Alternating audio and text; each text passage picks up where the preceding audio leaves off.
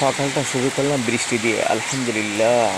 এই বৃষ্টি যে কত বড় নিয়ামত, তা এটা বলে বোঝাতে পারবো না। পৃথিবীতে শ্রেষ্ঠ দুইটা পানি, তার ভিতরে এক নম্বরে আছেন জমজম কবির পানি, দ্বিতীয় নম্বরে আছেন বৃষ্টি পানি।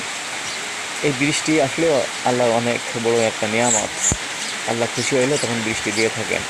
বৃষ্টি যখন না হয় তখন মানুষ কত না কিছু করে, মানুষ নামাজ পড়ে, আল্লাহর কাছে কান্নাকাটি করে, তারপরে কিন্তু বৃষ্টি হয় না।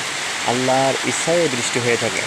আপনি চাইলেও পাবেন না, আবার বৃষ্টি থেমে যাওয়ার কথা বললেও থেমে যাবেন না। কিন্তু মানুষ 3-4 দিন বৃষ্টি হইলে মানুষ তো তখন অধৈর্য হয়ে যায়, বৃষ্টিকে গালিগালাজ করে তখন বলে, এত বৃষ্টি হওয়ার কোনো প্রয়োজন আছে?